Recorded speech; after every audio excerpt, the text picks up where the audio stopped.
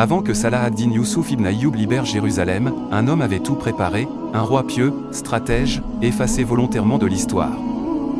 Son nom, Nour ad-Din Mahmoud ibn Zanki, paix à son âme, il n'a jamais vu la victoire de ses yeux, mais il l'a rendue possible, par sa vision, par sa foi, par sa stratégie.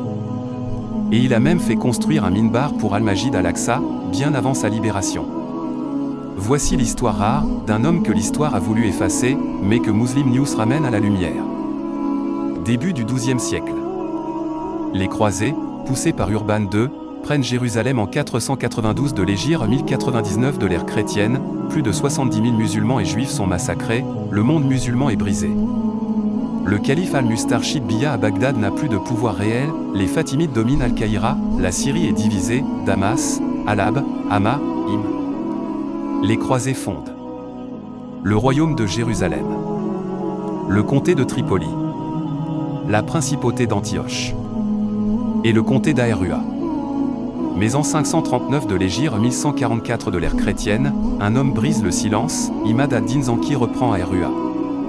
Première vraie victoire musulmane, mais en 541 de l'Hégire, il est assassiné. Son fils, Nour ad-Din Mahmoud, paix à son âme, prend le pouvoir à Halab. Il a 33 ans, il jure d'unifier l'Oumma, de briser les croisés, de rétablir la justice.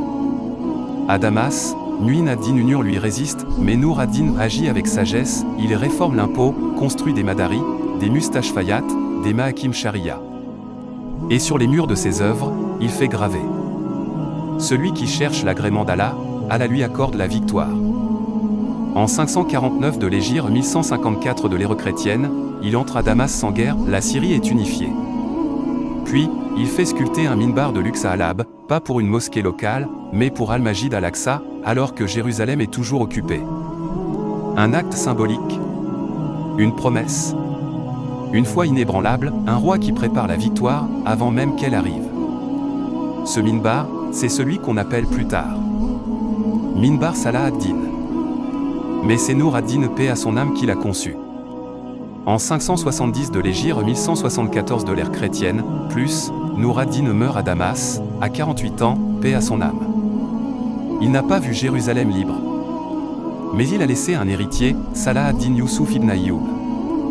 À la base, Salah ad-Din servait son oncle Shirkuh, général de Nour ad-Din, c'est lui qui les envoie en Égypte, pour stopper les croisés et les chiites fatimides. Après la mort de Al-Adid, dernier calife fatimide, Salah ad-Din prend le pouvoir. Il réunit l'Égypte, la Syrie, puis avance vers Jérusalem. En 583 de l'Hégire 1187 de l'ère chrétienne, après la grande victoire de Hittin, Salah ad-Din entre enfin dans Jérusalem, et lors du premier Khutbat al-Jumu'ah, le prêche est prononcé, depuis le minbar de Nour ad-Din, paix à son âme. Il n'a pas libéré Jérusalem.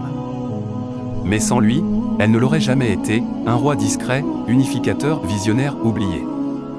Et pourtant, sans Nour ad-Din, il n'y aurait pas eu Salah ad-Din, pas de libération, pas de retour de l'espoir. Muslim News te raconte ces vérités effacées, parce que notre passé n'est pas une poussière, c'est une lumière.